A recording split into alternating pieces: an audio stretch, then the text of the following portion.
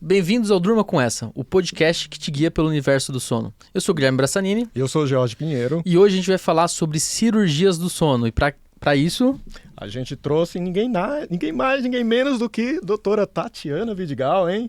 Nome de peso dentro da cirurgia, gente. Uma pessoa que a gente tem muito carinho, né? A gente se sente muito honrado de tê-la aqui. Pessoa que ensina muita gente, né, Gui? Ensina muita gente, uma grande amiga e, nossa... Mas vamos apresentar formalmente aqui. Tá, então, a doutora Tatiana Vidigal, ela é médica otorrinolaringologista, médica do sono também, titulada pelas duas sociedades. Ela é também... médica também do Ambulatório de Distúrbios Respiratórios do Sono da Unifesp. Ela também é membro do Comitê de Medicina do Sono da Associação Paulista de Medicina e fez o doutorado também em Ciências pela Unifesp. Tati, a gente vai logo para a intimidade. Chama Tati para quebrar o clima. Certeza. Tati, obrigado por ter aceitado o nosso convite, viu? Imagina, gente, eu que estou muito honrada de estar aqui. É realmente um prazer. E eu não vi a hora de entrar aqui no Durma Com Essa. Estou muito feliz de estar aqui com grandes amigos, pessoas que eu admiro muito.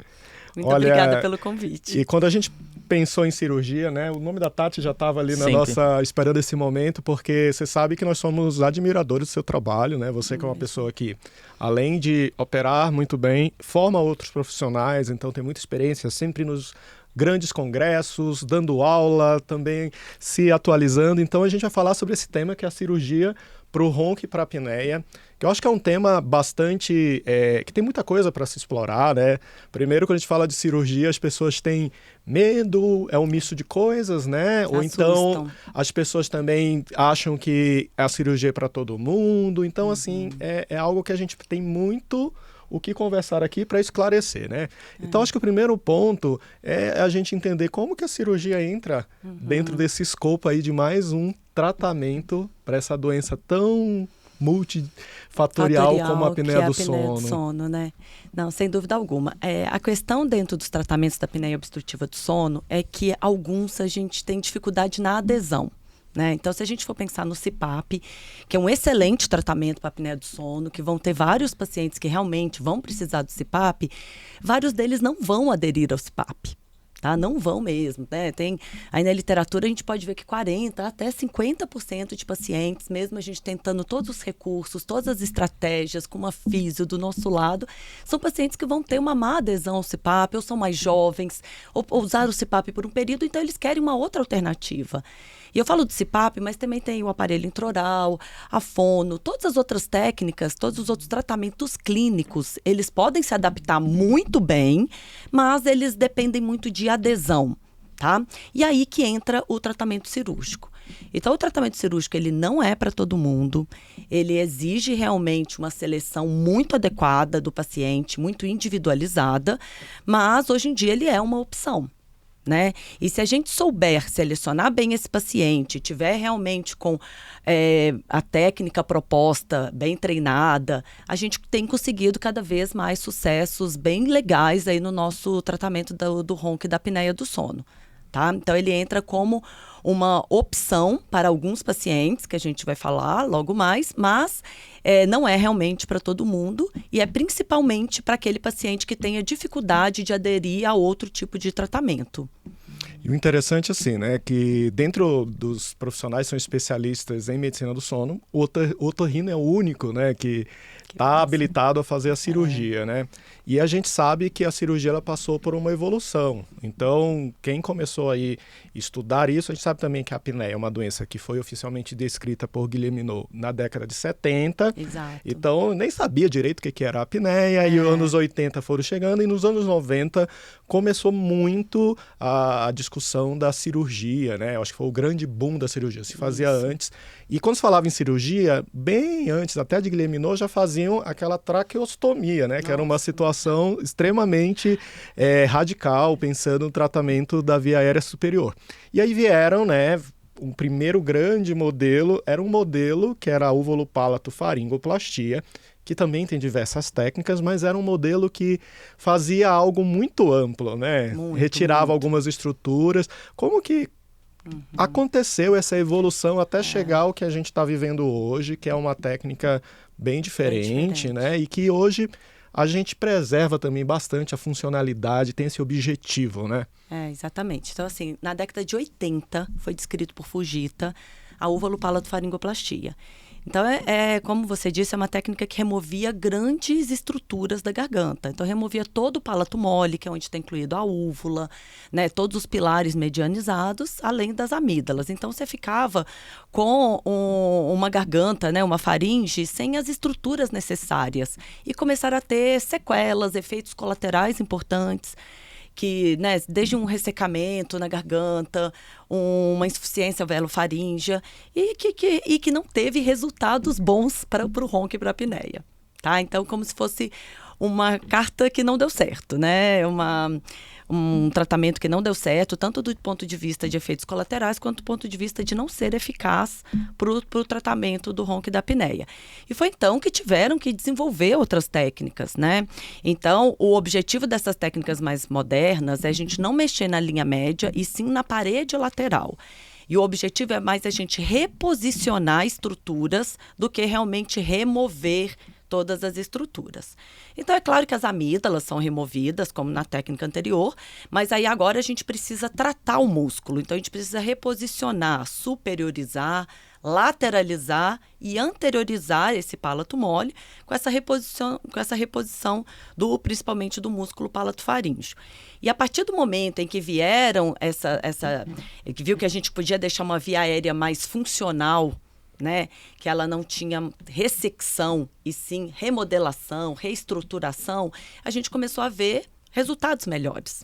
E quando você vai tendo resultados melhores, você realmente vai desenvolvendo mais técnicas, e cada um vai desenvolvendo, vai dando um ponto diferente, vai criando um retalho diferente, e foram desenvolvidas várias técnicas.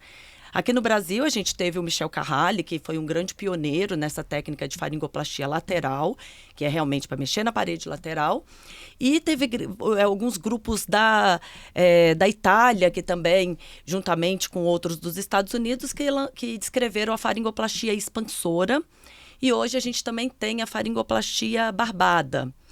Né? Então, assim, além dessas 3 que eu citei, existem várias outras. Se a gente vai abrir artigo na literatura, você fica até perdido de tantas técnicas que existem. Mas o que tem interessante é que a gente tinha uma crítica que os artigos não eram muito bons, os artigos de cirurgia, precisava mais nível de evidência, e isso começou a aparecer. Né? Então, hoje em dia, a gente tem meta-análise, a gente tem estudos multicêntricos, né? Tem um estudo multicêntrico com essa faringoplastia barbada. Né? Então, a gente agora tem estudos a longo prazo, porque eu preciso saber se essa técnica ela vai ser sustentada a longo prazo. Então, a gente tem trabalhos que estão mostrando que essa estrutura fica uma ancoragem na ráfia pterigomandibular com mais, né? Hoje tem estudos de mais de 4 anos. Então, essa crítica que a gente tinha em relação a não ter estudos bem estabelecidos na literatura, estudos robustos que nos mostrassem, nos mostrou. E mostrou também mais sucesso em resolver o ronco e a apneia. Né? Então, aquela úvulo-palato-faringoplastia de lá de trás, que vinha com sucesso de cirurgia de 30% a 40%, hoje a gente encontra resultados de 70% a 80% de redução do índice de apneia, de melhora do índice de saturação da oxihemoglobina e de escalas de sonolência. Então, né, hoje tem estudos que também já estão vindo de cirurgia junto com marcadores de sangue, para a gente ver realmente o perfil clínico, o perfil metabólico desses pacientes antes e após uma cirurgia. Então, tudo isso está evoluindo, né? A gente vai ver também que tem outras tecnologias que têm nos ajudado, mas em relação a essa técnica que a gente não faz mais, a úvulo-palato, né? O que a gente faz são faringoplastias para reposicionar e aumentar o espaço látero-lateral da garganta e, consequentemente, a garganta não fechar, não colapsar, que é o ronco e a apneia do sono. E o interessante, né? E em relação, a gente está falando aqui até de uma técnica, né? Que pro pessoal que às vezes não está muito habituado com anatomia, existem algumas cirurgias para ronco e apneia. A gente está falando da região da faringe mesmo, né? Onde ficam as amígdalas, a úvula ali. E tem outras regiões que podem obstruir durante a apneia, né? E também existem alguns procedimentos cirúrgicos específicos para a correção dessas regiões, podemos dizer assim. Isso. Então, além da faringoplastia, Tati, quais são essas outras cirurgias que existem aí? Qual que é a correlação? Quando que a gente indica essas cirurgias? Então, o principal objetivo da cirurgia é a gente aumentar o fluxo de ar na via aérea, tá? E diminuir, consequentemente, a colapsabilidade que é o colapso, que é o fechamento aí da garganta. Então, a gente precisa ver onde são os sítios de colapso, onde são esses sítios de obstrução. E ele pode começar desde o nariz, do nariz é onde começa a nossa respiração. Então, no nariz pode ser correção de desvio de septo, de hipertrofia de cornetos, pólipos nasais, sinusite, adenoide, tudo que obstrui a passagem de ar do nariz. Vindo para a garganta, aí nós temos o úvulo aumentado, os pilares medianizados, amígdalas aumentadas, que a gente comentou que é a cirurgia de faringoplastia. Descendo mais um pouco, nós temos a base da língua, que é a hipofaringe, né? Que é base de língua, ou epiglote, que também pode ter sítios de obstrução. Mas, além disso, a gente ainda tem o nosso arcabouço esquelético, que é a maxila e a mandíbula, que é onde também podem estar estreitos e, consequentemente, fazer um colapso da faringe. E nós temos um grande vilão, que é a língua, né? A língua é nosso grande vilão aí no ronco e na apneia, então também tem técnicas descritas de cirurgia da língua, mas a gente tem que ver realmente se quando tem indicação ou não, né? Hoje em dia a gente tenta ser cada vez, digamos, principalmente quando a gente fala de língua, de ser mais conservador, removendo, por exemplo, a hipertrofia de tecido de base de língua, né? Mas existem diversas críticas aí na literatura. O que eu costumo falar com o meu paciente é o seguinte: eu gosto de fazer uma analogia como se você fosse fazer uma reforma de uma casa. Ou melhor, uma reforma de um quarto, tá? Então, eu falo assim para ele, imagina que a sua via aérea é como se fosse um quarto pequeno, estreito, abafado, com uma cortina pesada, cheio de móveis. Você não consegue circular dentro desse quarto. Esse quarto precisa de uma reforma, tá? Só que por onde que a gente vai começar essa reforma? Será que a gente precisa só tirar essa cortina, que às vezes, por exemplo, é um procedimento palatal, né, que é alguma coisa menor que de ser feita? Ou essa janela está muito estreita, eu preciso ampliar essa janela, eu preciso quebrar tijolo, aumentar a moldura, né? Eu tenho que abrir esse espaço físico. Aí é o arcabouço ósseo, é a maxila, a mandíbula, né? Se a maxila é estreita, se a mandíbula é para trás. Então, será que eu tenho que mexer na estrutura desse quarto, de tijolo mesmo? Ou, se não, são esses móveis que estão em excesso dentro do quarto, que aí é o desvio de septo, é a hipertrofia de amígdala, a hipertrofia de base de língua, a hipertrofia de corneto, o pólipo nasal, que não deixa circular. Então, eu falei assim, por onde que a gente vai começar a reforma do seu quarto? Ou a gente vai ter que reformar ele inteiro, né? Que às vezes acontece. Makeover, às vezes vai ter que abrir a janela, tirar a cortina, tirar os móveis, deixar... Porque o ar precisa circular aqui dentro, né? Então, para ele entender que aquele lugar abafado, fechado, estreito, precisa ter fluxo de ar, né? E a gente sabe que no nosso dia a dia, se a gente não desobstruir essa via aérea, a gente vai dormir pior, a gente não vai conseguir fazer atividade física adequada, a gente não vai conseguir usar um CPAP, usar um aparelho intraoral, fica ali tentando, não estou adaptando ao CPAP, mas tem esse estreitamento importante dentro da via aérea. Então, é isso, a gente tem que localizar bem onde que está essas obstruções, né? Que pode ser de nariz, de palato, de faringe, base de língua, hipofaringe e esqueléticas. Tem a obesidade por cima, né? Então, às vezes, a gente ainda precisa, seja um tratamento de redução de peso, a cirurgia bariátrica, mas a gente precisa ver o paciente como um todo, né? E quanto mais isolada é a obstrução, mais rápido a gente vai resolver. Se for só para tirar os móveis, pronto. A gente tirou os móveis, trocou a cama, tirou essa cômoda aqui que está muito grande, que aí é o desvio de septo, a amígdala. Mas, às vezes, a gente precisa... Tem pacientes que não tem só esse acúmulo de alteração anatômica, né? A estrutura também está estreita. Então, eles somam esses fatores, que é o multifatorial, que você falou dessa doença tão enigmática aí que nós tratamos. E é isso. Então, a gente tem que selecionar bem. E tem pacientes que vai precisar só de um tratamento cirúrgico, só que tem pacientes que vão precisar de sinergismo de tratamentos, né? Seja tratamentos cirúrgicos diversos, ou seja, a associação também com outro tipo de tratamento, né? Não é raro a gente fazer uma cirurgia, ficou com um pouquinho de ronco, de apneia residual, a gente vir com a fono para fazer aí um fortalecimento muscular. Então, esse sinergismo de terapias é muito interessante dentro da nossa especialidade. A gente precisa estar familiarizado com tudo que tem de tratamento por ronco e para apneia para a gente conseguir realmente que o nosso paciente se livre aí da doença. E Tati, você é otorrino e médica do sono, então você tem uma vivência para todo tipo de tratamento para o ronco e para a apneia, né? Porque você tem uma formação muito sólida.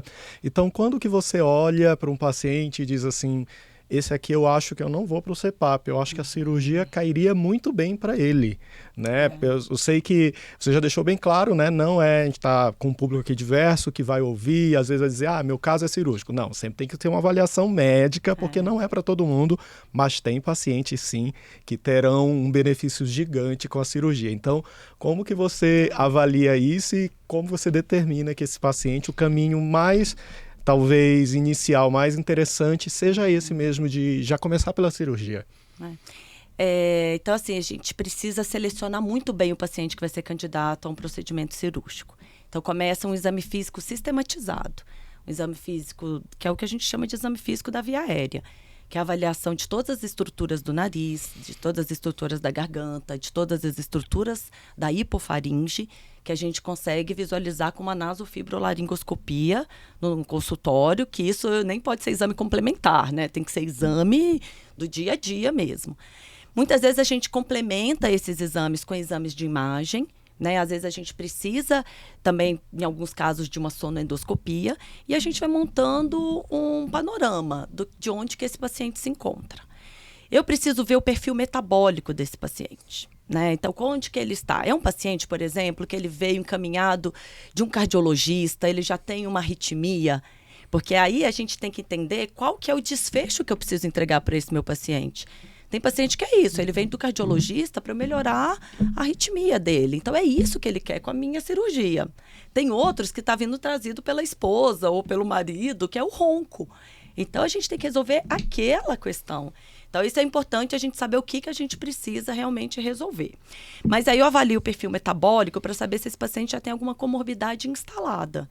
Ou se ele é um paciente ainda que não tem doenças cardíacas, o perfil metabólico dele está adequado, então eu já estou pensando que esse paciente pode ser que tenha uma doença mais leve.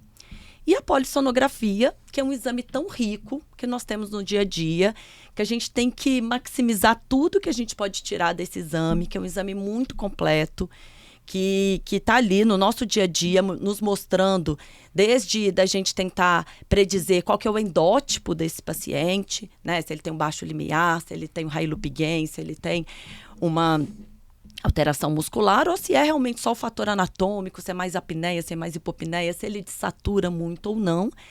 E juntando tudo isso e com a alteração que o paciente tem ou não da anatomia, é que eu vou poder realmente ter uma conversa bem transparente, né? Temos que ter uma comunicação muito clara com esse paciente por onde que a gente vai começar com o tratamento.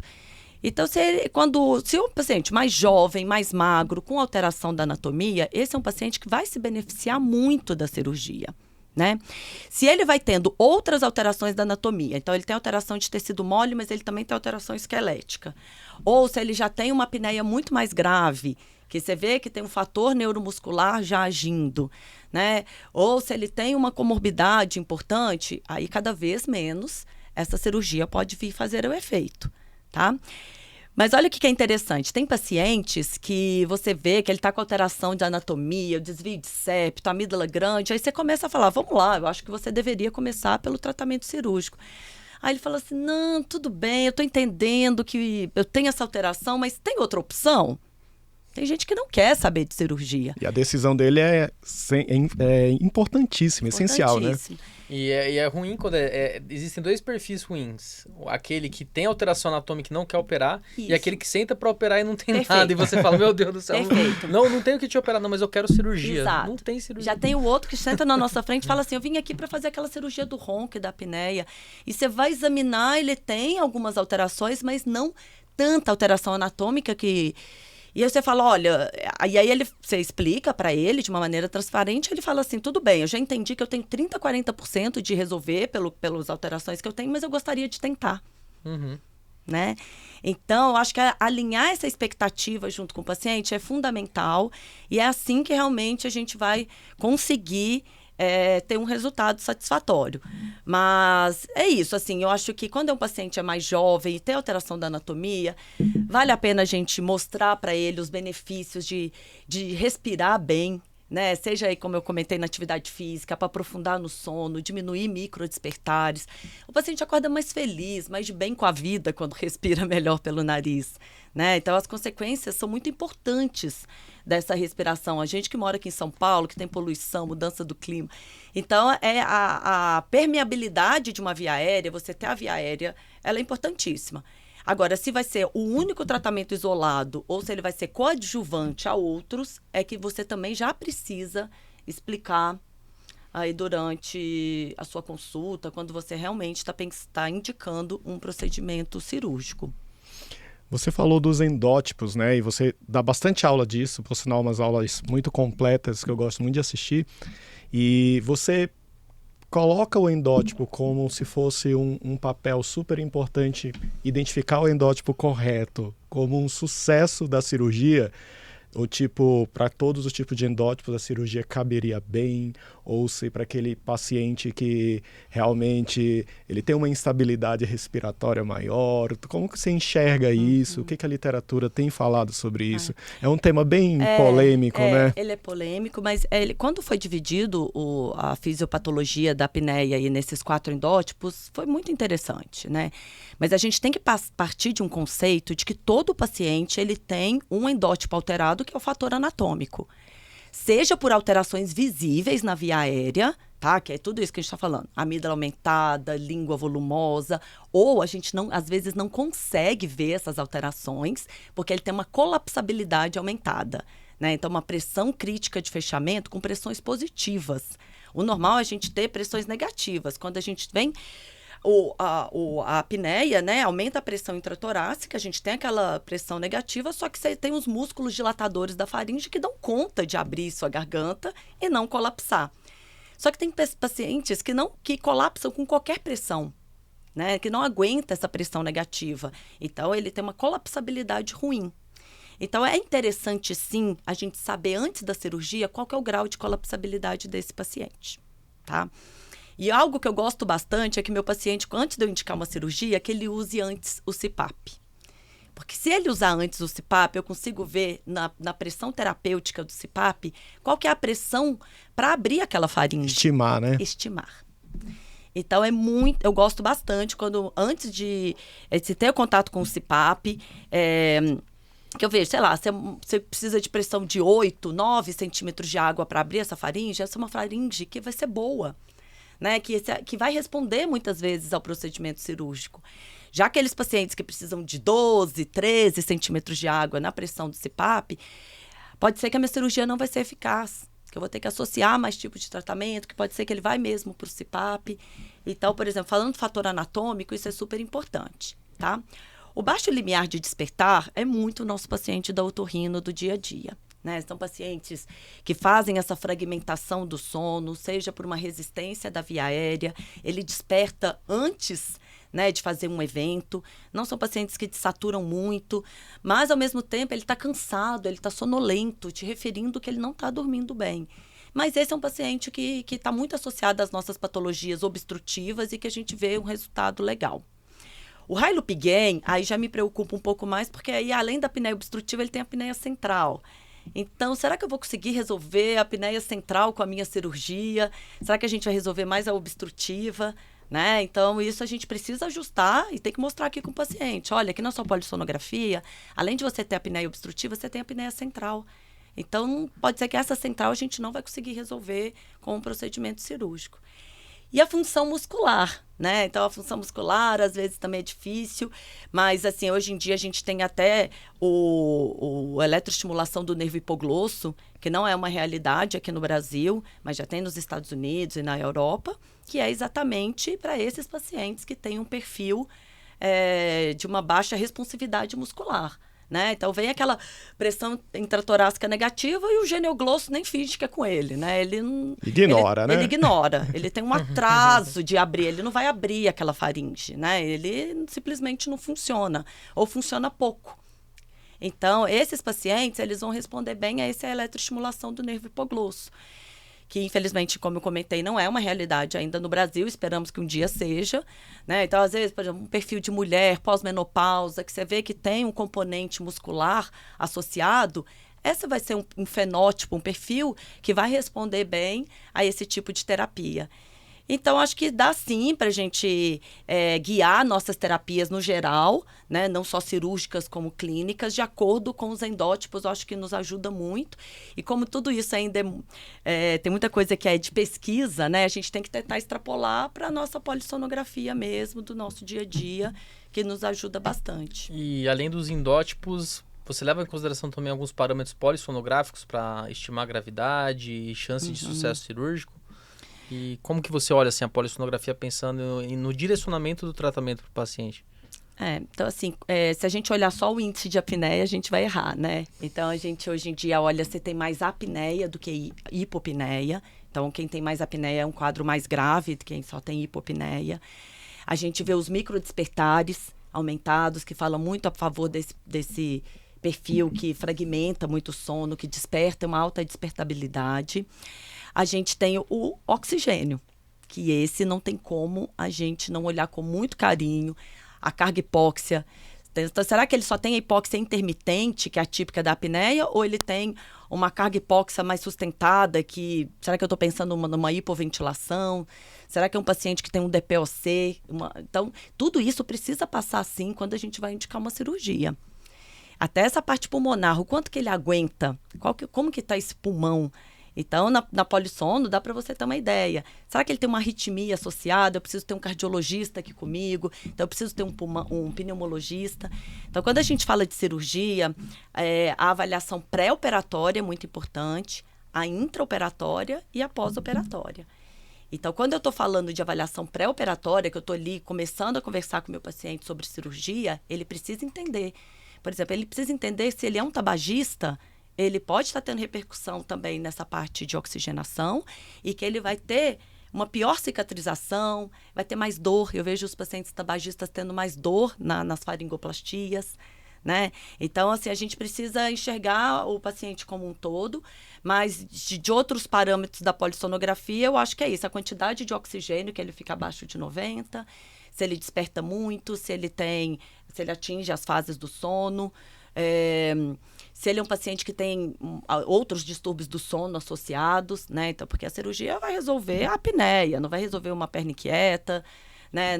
Até pode, quem sabe, melhorando a oxigenação, melhora também, mas o paciente ele tem que estar muito ajustado ao que você vai conseguir resolver ele para ele. Né? Então, você vai melhorar a respiração, vai melhorar a qualidade de vida, vai aprofundar mais no sono. Vamos tentar fazer de tudo para a gente reduzir o ronco e a apneia, de acordo com o que você tem de alteração aí da anatomia. E mais ainda, eu gosto hoje em dia, né? Hoje em dia também não tem como a gente não associar a medicina do estilo de vida. Fantástico. Tá? Tem que pensar nisso e a gente precisa conversar com o paciente sobre essa questão do estilo de vida que ele vai levar. Porque, assim, hoje a gente vê que é muito, vou fazer reeducação alimentar. Mas aí eu puxo meu paciente e falo assim, você vai fazer reeducação do seu sono. Né? E a reeducação do seu sono são vários pilares. Né? E o sono, ele é um dos pilares do medicina do estilo de vida. Mas o controle de peso é importantíssimo.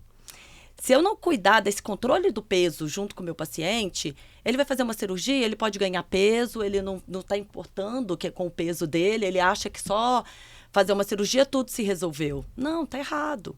A gente precisa já fazer esse cuidado com esse paciente lá na nossa consulta. Fala assim, a gente vai ser submetido a uma cirurgia, mas aqui, e esse peso, como que a gente vai tratar? Tá?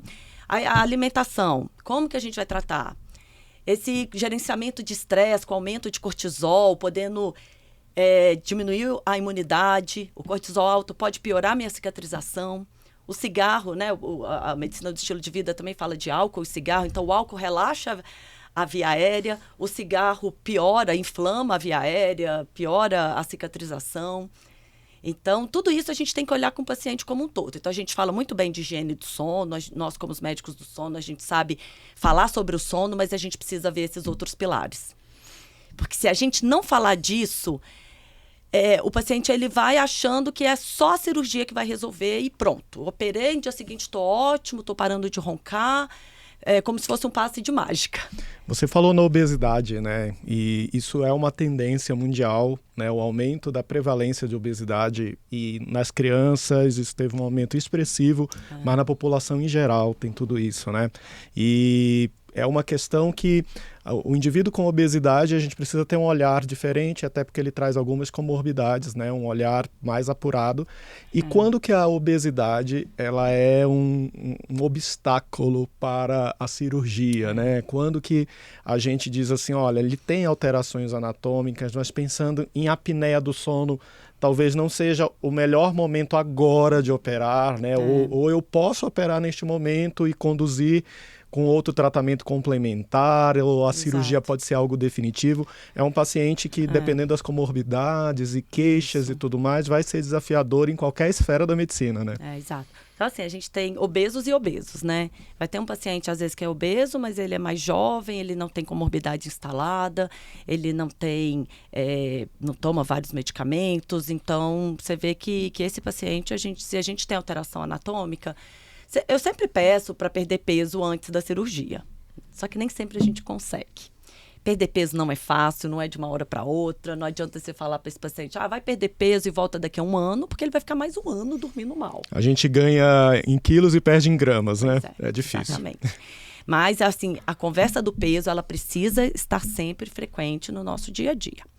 Só que os pacientes obesos, eles pode ter mais dificuldades do ponto de vista até mesmo anestésicos, né? Então, pacientes que é mais difícil na intubação, né? Ele pode fazer recirculação anestésica. Então, tem risco, a gente vai... Né? Nossos pacientes da apneia, eles merecem um cuidado muito importante na recuperação pós-anestésica. O obeso, ainda mais ainda, né? Então, por causa desse risco da recirculação anestésica. Então, a gente precisa... Eu me baseio, sim, na alteração da anatomia, tá? Paralelamente, a gente já fez um trabalho lá na Unifesp, baseado no estadiamento de Friedman, tá? Então, tem o estadiamento de Friedman, que é para ver o tamanho da amígdala e o grau de malampate, que é a visibilidade aí da faringe, né? E nesse estadiamento, eles não operaram os obesos, tá? Então, tinha que ter o IMC abaixo de 35, de 40. A gente fez um novo estadiamento, que a gente separou o estádio 2, que nos incomodava de colocar todo mundo aí no mesmo balaio, e a gente operou os obesos e a gente também operou os pacientes com alteração craniofacial, né, com alteração esquelética. E a gente viu que, se o paciente tinha amígdala grande, mesmo ele sendo obeso, ele teve um bom resultado.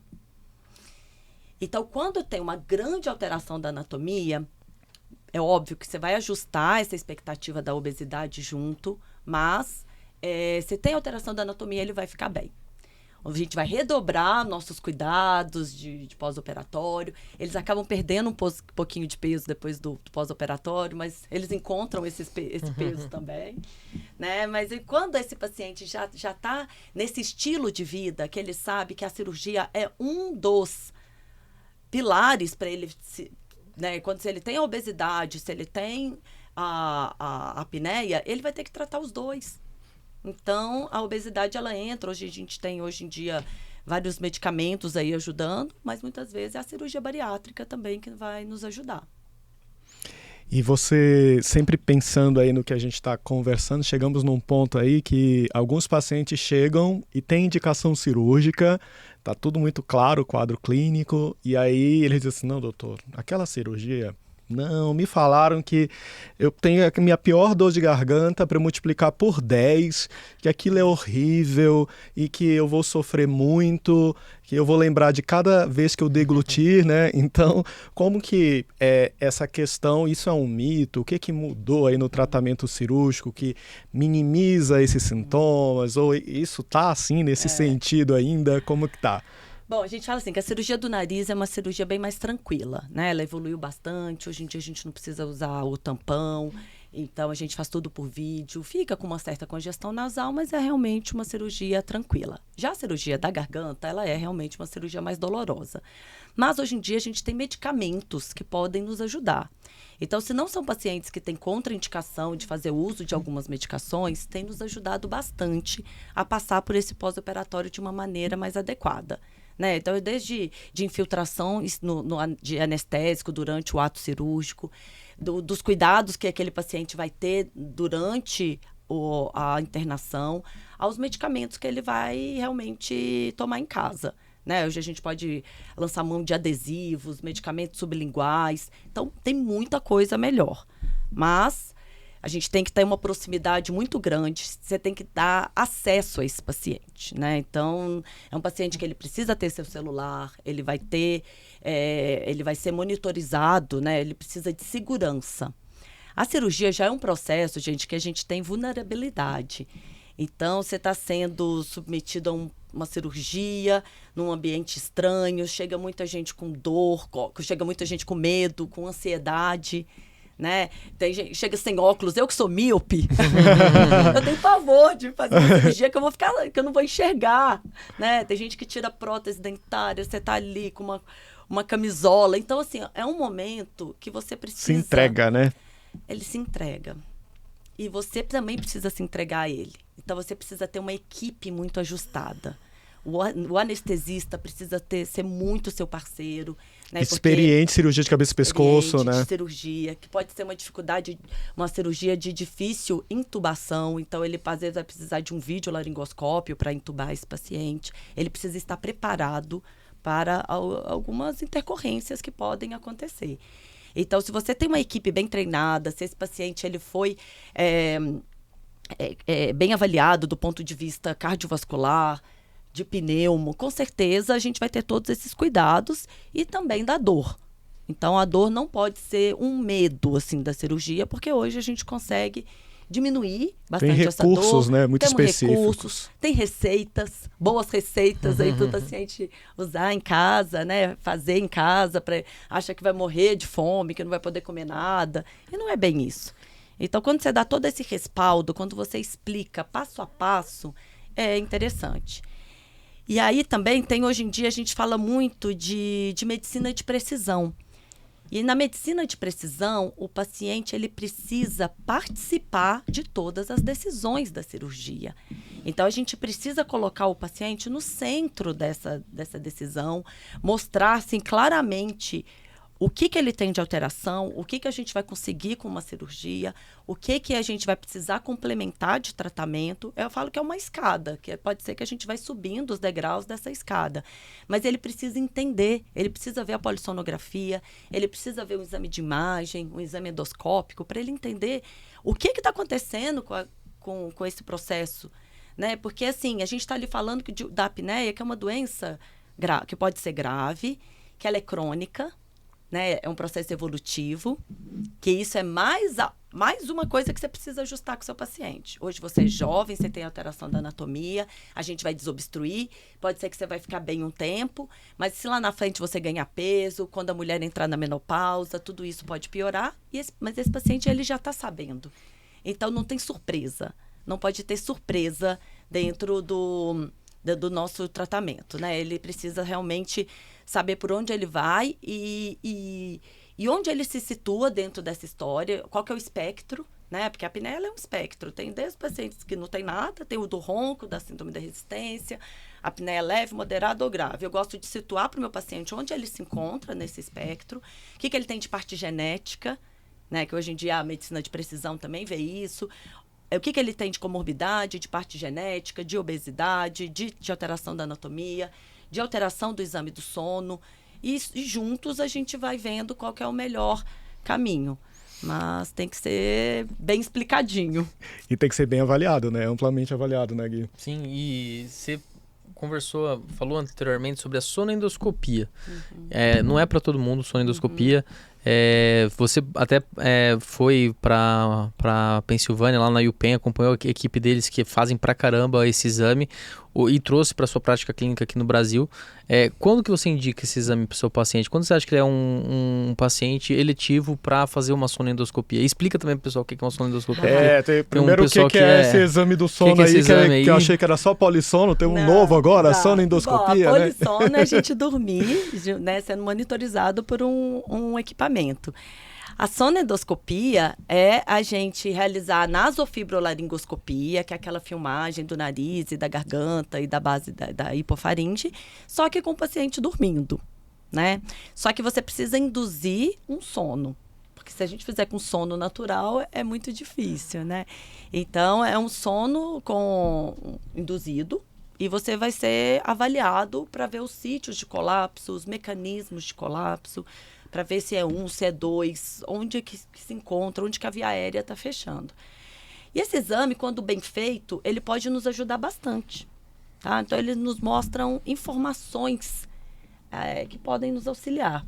Realmente, eu não peço para todo mundo, mas eu vou pedir quando está saindo muito do meu dia a dia, não está batendo as coisas, tá? Ou eu quero saber algo mais que eu não estou conseguindo ver ali com o meu paciente acordado, aí eu preciso colocar ele dormindo para ver o grau de colapso. O grau, os sítios, os mecanismos de colapso, né? Então, por exemplo, eu tenho uma paciente que ela tem hipertrofia de base de língua, que vai ser submetida a uma cirurgia com o uso do robô, né? Que é uma tecnologia que nós temos hoje em dia para uma maior visibilidade da via da hipofaringe para remover esses tecidos. Agora, para eu saber se essa paciente só faz o colapso lá na base da língua, ou se ela tem colapso também laterolateral na orofaringe, essa é uma paciente que, se for submetida à sonoendoscopia, ela vai me mostrar mais informações, né? A sonoendoscopia permite fazer manobras. Então, manobras de avançar a mandíbula, manobras de colocar o paciente de lado, de usar o CPAP enquanto tá rolando o exame. Então, isso eu quero ver se aquele paciente vai responder bem, seja para o aparelho intraoral, se ele vai responder bem ao avanço maxilomandibular, né? Então, assim, será que eu vou para aquela cirurgia? Será que eu vou conseguir responder bem? Então, você avança, né, a via aérea e vê se vai parar de colapsar, se vai parar de ter ronco, se vai parar de ter apneia. Aquele paciente que só tem apneia quando dorme de barriga para cima, que é a apneia, por exemplo, exclusiva do decúbito supino. Eu consigo colocar esse meu paciente de lado e ver se realmente a via aérea dele vai abrir a ponto de eu estipular fortemente uma terapia posicional para esse paciente.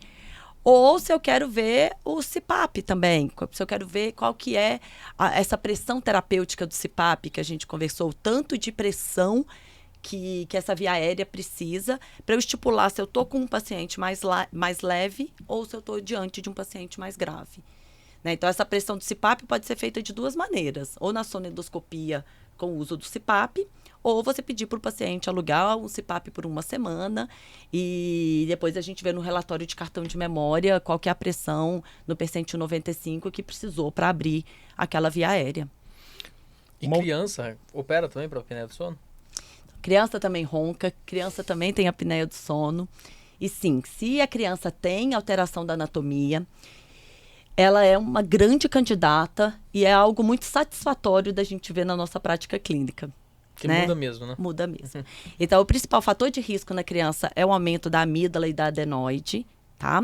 Isso quando a gente está falando de crianças que não têm as síndromes, né? Mas, assim, é uma criança que não tem... Se ela tem a amígdala aumentada, a adenoide aumentada, pode fazer ronco e apneia. E o tratamento de primeira linha é a remoção da amígdala e da adenoide. Então, quando a gente remove essa amígdala e adenoide nessa criança e ela começa a respirar melhor, de boquinha fechada... Os pais acham que trocou de filho, né? Eles falam assim, eles começam a se alimentar melhor, eles crescem. Então, muda tanto os parâmetros que realmente é muito satisfatório a gente indicar a cirurgia de adenoamidalectomia nas crianças que têm essa obstrução, que têm esse estreitamento aí da via aérea. E é importante lembrar, né, porque a criança ela pode ter apresentações diferentes da doença, né, comparando com os adultos. Então, o adulto, às vezes, ele tem mais a fadiga, ele tem mais a sonolência, e a criança, às vezes, tem um comportamento bem oposto. Ela pode ficar mais agitada, ela pode ficar mais Irritada. desafiadora, até mesmo comportamentos assim agressivos com adultos, até com outras crianças, desempenho escolar, Perfeito. né? E a gente sabe que a cirurgia, os pais até brincam, né? Operou o cérebro do meu filho porque mudou até o comportamento, né? É isso. Então, como que funciona isso, o fato da gente tirar algo obstrutivo, tirar ali aquela amígdala, que eu brinco às vezes com os pais, isso não é mais amígdala, é uma inimígdala, né? De tão grande que é aquela adenoide grande e a criança mudar completamente o comportamento, né? É isso. Então, assim, pra você ver o tanto que ela está impactando na qualidade de sono, o tanto que o sono é importante. O sono é importante, gente, em qualquer faixa etária, né? Desde o bebezinho, desde a criança, do adolescente, do jovem, do adulto. A criança fica irritada, tá? Ela é uma criança que está com dificuldade de aprendizagem, como você falou, fica irritada, baixo crescimento, alterações dentárias, alteração do perfil facial, se alimenta mal, não sente bem o cheiro, não sente bem o gosto. Então, a gente vê que essas obstruções da via aérea, essa limitação do fluxo aéreo, pode realmente causar essa fragmentação do sono a ponto de não ter um sono consolidado para o dia seguinte e causando o que pode acontecer em qualquer pessoa, que é distúrbios de humor, distúrbios de aprendizagem, de memória, de concentração, que isso acontece em qualquer faixa etária de quem não dorme bem. Sono é tudo, né? A Sono gente é fica fundamental. Aí a gente quer que a criança viva bem, basta lembrar o dia que a gente não dorme bem, como a gente fica, né? Exato. Como o nosso humor fica comprometido. E a apneia, ela tem uma correlação grande com problemas metabólicos, cardiovasculares, né? Então, as pessoas chegam até o consultório para tratar o ronco, né? Mas o ronco é aquela pontinha ali do iceberg, escondendo um monte de condição de saúde envolvida ali. Há uma cirurgia bem indicada, em que é bem efetiva, ela também impacta nesse risco, melhora essas questões cardiovasculares, metabólicas. Os estudos mostram também esse avanço, porque às vezes a gente foca ali no CPAP, ótimo, a gente já conhece esse tratamento, a gente tem uma forma objetiva também de acompanhar isso, coisa que a cirurgia, a gente trabalha, né? Lógico que tem o exame de polissonografia após o procedimento e tudo isso. Mas o CPAP a gente aposta com um pouco mais de certeza quando o paciente adapta. A cirurgia pode ser que a gente tenha aquele resultado surpreendente e outro resultado que impactou, mas não tanto quanto gostaria, e o quanto que isso vai direcionar para essas questões metabólicas, né, e cardiovasculares, que é a nossa grande preocupação. Exato, com certeza. Então, assim, como a gente está tratando uma doença que tem impacto cardiovascular, cardiometabólico, a gente precisa olhar se vai resolver isso também. Né? Então, assim, uma questão muito importante cardíaca é uma hipertensão de difícil manejo, né? Precisando, às vezes o paciente precisa tomar 2, 3 antihipertensivos para melhorar, fazer aquele controle daquela pressão arterial. Isso eu vejo no meu pós-operatório. Tá? Eu tenho um paciente recente que foi muito legal, que ele tinha feito mapa, né? Que é a avaliação aí da pressão por 24 horas antes da cirurgia e fez depois da cirurgia. Como melhorou a pressão arterial desse paciente. Então, ele teve um sucesso muito bom, tá? Foi feita cirurgia de nariz e garganta juntos, que a gente pode associar, né, de acordo com... É muito individual, né? A gente está aí falando de personalização, de individualização do paciente, então a gente precisa individualizar, e alguns pacientes a gente pode associar nariz e garganta. E foi o caso desse paciente, ele tinha hipertensão, jovem, magro, e ele estava tomando 2 antihipertensivos. Depois da cirurgia, normalizou a pressão dele. Então, foi muito gratificante ter visto isso, né? Nem sempre a gente pode garantir que vai resolver por completo, mas você precisa olhar se isso está sendo melhorado, né? E hoje em dia a gente tem todos os exames pré e pós, faz um Holter antes, um Holter depois, faz um mapa antes, um mapa depois, avaliação, a própria parte de pulmão, né? Espirometria, tudo isso a gente pode melhorar com resultado cirúrgico, mas vai melhorar se a apneia melhorar. Então, a gente precisa realmente ser o nosso alvo, a gente melhorar a apneia. Porque se a gente melhorar a apneia, a gente vai ter mais controle da obesidade, mais controle da diabetes, do colesterol, tudo fica mais fácil. Você Então, falou no início do episódio, né, sobre esses estudos que agora a gente já tem estudos a longo prazo, 4 anos, 5 anos do pós-operatório desses pacientes. A gente consegue enxergar questões que não estavam bem óbvias lá no início, quando tudo foi se estabelecendo, né?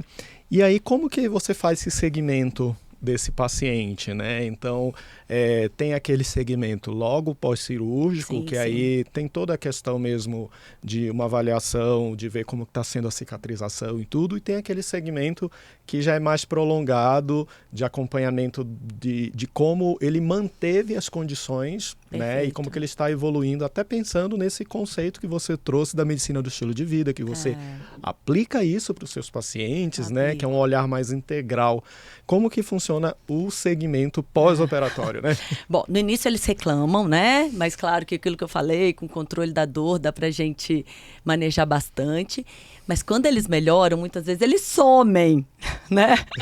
Os pacientes Olha, desaparecem. vezes, algum aí, não, a maior parte, quase todos os otorrinos vão falar a mesma coisa. Quando somem, eu tenho uma filosofia disso, né? Eu acho que melhorou.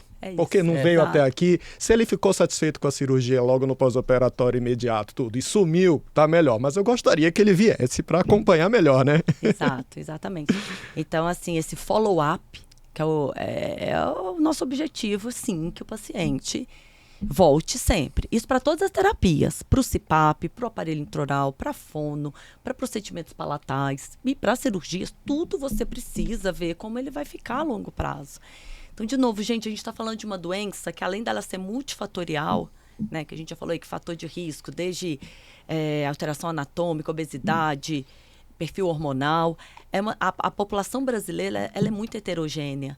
Né? Então, a gente aqui em São Paulo tem muitos orientais. Então, a gente tem características, fenótipos muito diferentes. Mas por que eu estou falando isso? Porque a gente precisa que esse paciente seja acompanhado ao longo da vida, porque é uma doença evolutiva, uma doença crônica, que ela pode se mudando ao longo da vida. Né? Com o passar dos anos, com a idade avançada, a gente vai ter o relaxamento da flacidez muscular.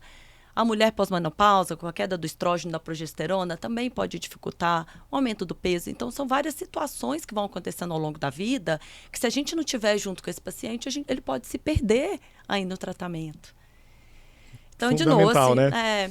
o paciente, talvez ele não, no primeiro momento, não tenha a percepção que ele precisa ser acompanhado a longo prazo, mas aí cabe a nós, médicos, estar sempre educando, né, falando, fazendo esses programas de educação de que realmente esse paciente ele precisa ser acompanhado a longo prazo.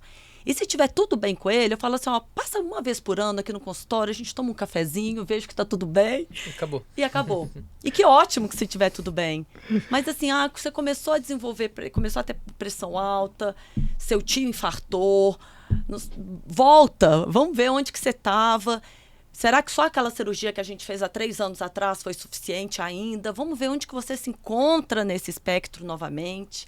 E aí a gente vai dando, obviamente, o segmento e vai querendo realmente o sucesso total do nosso paciente. E também, por exemplo, quando a cirurgia ela pode ser coadjuvante num tratamento, né? Então, a gente sabe que tem alguns pacientes que eles vão... A opção mais segura é o CPAP. Sim. É o CPAP, pronto, a gente conversa, o paciente aceita, mas às vezes a gente encontra condições ali que ou vão piorar essa adesão do paciente ou até mesmo fazer com que ele não consiga usar, né? E quando que a cirurgia pode atuar aí, né? Que situações e quais resultados que a gente espera? Por exemplo, com o CPAP, um paciente que eu vou operar, ele já sabendo, eu vou operar, mas eu vou continuar com o CPAP, ou eu vou começar o CPAP pós uma cirurgia. Então, assim, a gente fala do CPAP, mas qualquer outra terapia dentro do ronco e da apneia, ela vai funcionar muito melhor quando a via aérea está desobstruída. Tá? Então, por exemplo, não adianta você querer fazer fono, gente, fazer fortalecimento da musculatura, que é um tratamento maravilhoso, se o paciente ainda está todo obstruído. Né? Então, não adianta, você está fazendo um trabalho que vai ser muito mais lento, que não vai ter o sucesso esperado. Então, você está ali tentando usar o CPAP, dormir com uma máscara, com o nariz que está todo fechado, né? Aquele quarto todo fechado. Então, a gente precisa desobstruir esse quarto para o paciente conseguir ter uma adesão. A adesão do CPAP, ela é multifatorial. Envolve desde é um time. Eu falo que a família tem que participar, o médico, a físio, às vezes a fono entrar para ajudar nessa adaptação também, os programas de educação. Mas se a via aérea não está desobstruída, tudo é mais difícil. Aí começa a colocar, vamos para máscara oronasal, vamos para queixeira. Eu fico imaginando o paciente sufocado, tentando com tantos apetrechos, se a via aérea dele não está livre. Então, nós temos o CPAP, que é um tratamento fantástico e que a gente não pode queimar esse tratamento. E se o paciente começa a usar, sendo todo obstruído, ele vai largar de lado. Não quero dormir com essa máscara, não é isso. E ele sente uma grande diferença, porque com a cirurgia, muitas vezes a gente opera o nariz para adaptação do CPAP. E aí a gente consegue que o paciente consiga usar mais tempo e com uma pressão terapêutica menor. Então, é muito mais conforto. Eu falo que nesse momento a palavra-chave é conforto. Se eu quero dar conforto para o meu paciente dormir toda noite com uma máscara, dormir toda noite com um aparelho avançando a mandíbula, se eu quero fazer exercícios de fortalecimento, se eu quero fazer um fortalecimento do meu palato mole, terapias, às vezes minimamente invasivas, como, por exemplo, os procedimentos palatais, o laser, a gente precisa ter essa via aérea desobstruída. Porque senão a gente vai queimar cartucho, a gente não vai conseguir o tratamento que a gente gostaria. Então, primeiro desobstrui, depois vem a terapia, né? Por exemplo, criança que você citou, muitas vezes é um tripé, que é o otorrino, o dentista e a fono. E tem que ter uma ordem, né? Então, assim, primeiro, o otorrino desobstrui. Depois o ortodontista vai lá e faz a expansão da maxila. E aí entra a fono com a motricidade oral para fechar a boquinha, né, para fazer um fortalecimento de lábio. Se a gente não seguir essa ordem, se a gente começar com a fono antes de desobstruir, antes de alargar a maxila, não vai dar certo. Os resultados são insatisfatórios, são insatisfatórios. Então, existe uma certa lógica que a gente precisa seguir para a gente conseguir esse resultado adequado. Inclusive, foi um trabalho do grupo de vocês, né? Que é a Fernanda Haddad, que todos nós somos fã, né? Uhum. Então, se a Fernanda estiver ouvindo aí, nós somos fã. Que ela fez esse trabalho avaliando os pacientes que tinham indicação de CPAP, operaram e teve uma redução importante da pressão de ar, né? Então, assim, hoje a gente busca, nesse processo de adaptação, né? A menor pressão possível, né? E a gente sabe que operar esse paciente proporciona isso, um conforto maior para esse paciente. Então a gente está aí num lucro em diversas demandas, né? Agora, voltando ao assunto criança, assim, né? E os pais e as mães às vezes ficam muito apreensivos, né? Às vezes eu tenho um paciente e aí eu digo, olha, essa adenoide, ela tá grande, a criança tá aí com todos os estigmas e sinais de um solo ruim, se mexe muito, ronca, baba, fica de boquinha aberta. E aí os pais ficam inseguros, às vezes, da cirurgia, mesmo a gente tendo uma boa relação, conversando, pode acontecer essa insegurança porque é o bem mais precioso deles, claro, né? Claro. E aí, como que, além de uma relação médico-paciente bem claro, como que a gente pode fortalecer essa necessidade da cirurgia, né? E explicando essa evolução da apneia e o quanto que operar no momento certo é um investimento para abordagens futuras, né? É isso. Para os pais que estão inseguros, né, eu tento mostrar o máximo de segurança, né? Então, eles precisam se sentir seguros, desde uma equipe anestésica adequada, um ambiente acolhedor, uma comunicação clara, né, um cuidado humanizado.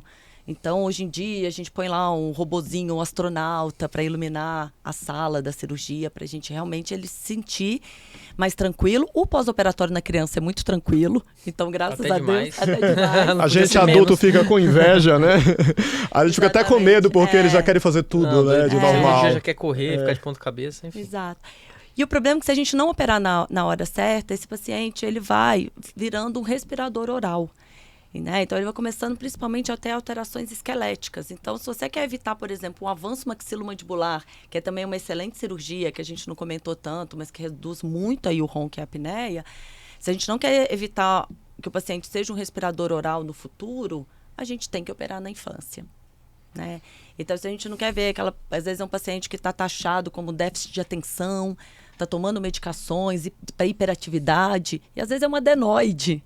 Né? Então, assim, a gente precisa olhar para essa criança como um todo, seja a parte na escola, que eu sempre pergunto, essa avaliação dentária, o crescimento, a alimentação, né?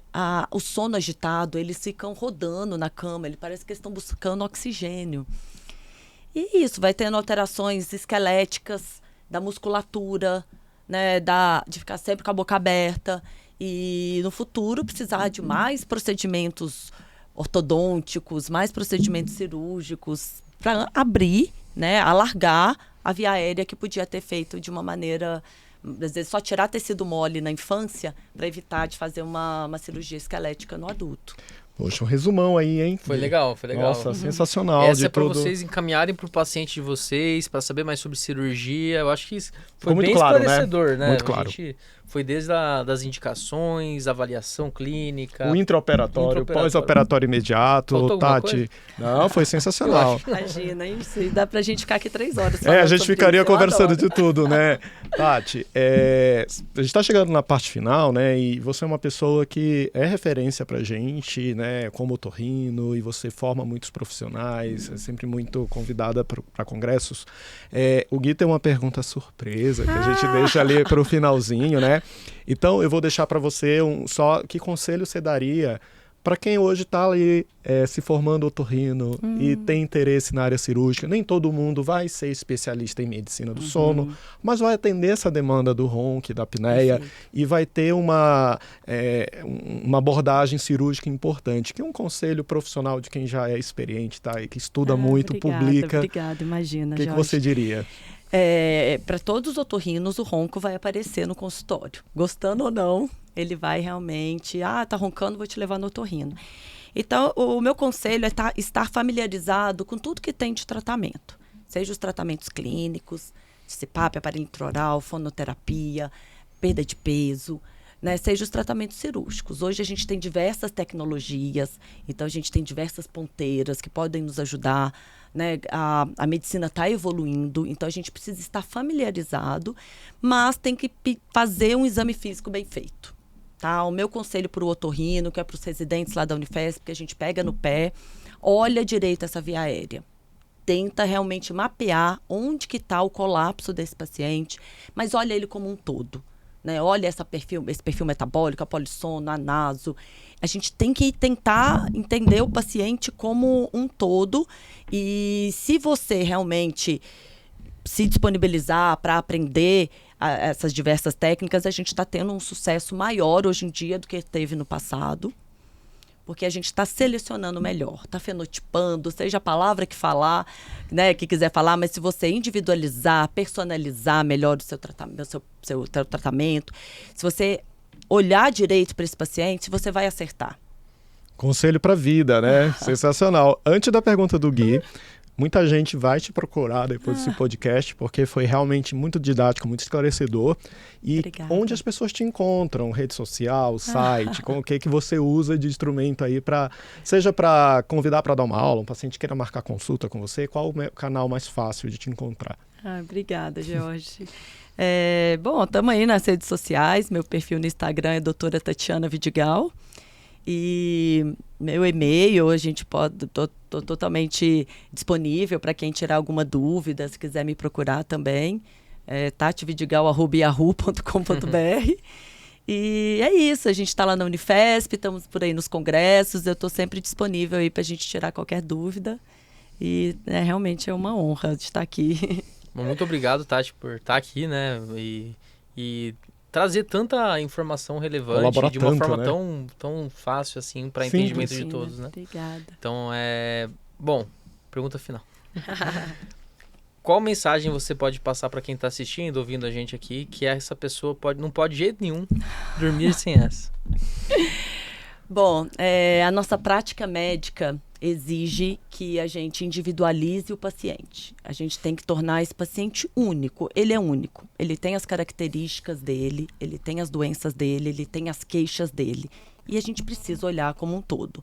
Então, a cirurgia do ronco e da apneia é mais do que resolver só um barulho que incomoda o parceiro de cama.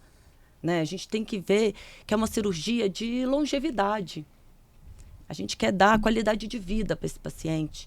E se a gente, né, junto com os outros pilares de uma alimentação adequada, atividade física, Se a gente impactar esse paciente na qualidade de vida, a gente vai deixar esse paciente mais saudável e, consequentemente, vai viver mais, vai poder curtir os filhos, os netos, os bisnetos, a vida, as viagens, de uma maneira muito mais tranquila do que se você não tratar esse distúrbio tão enigmático aí, que é a apneia obstrutiva do sono. Perfeito. Sensacional, acho que foi uma das mais profundas, né? Mensagens do que não podem dormir sem essa que nós tivemos. Tati, obrigado por você ter aceitado, dedicado o seu tempo e ter entregado tanto, né? Sim. Você é sempre incrível, maravilhosa. A gente é fã, né? É fã mesmo. Imagina, vocês são amigos. E você que está acompanhando a gente, então siga a gente nas redes sociais, @DurmaComEssa Podcast, no YouTube, no Spotify. Todas as terças, às 8 horas da manhã, sai um episódio novinho de um tema super interessante, tá? E compartilha esse assunto aí. Eu acho que agora muita gente vai ficar com menos medo da cirurgia, entendeu melhor o propósito dela e ajuda aí compartilhando esse conhecimento tão profundo com outros profissionais e outras pessoas que tenham interesse. Então a gente se vê em novos episódios do Durma Com Essa.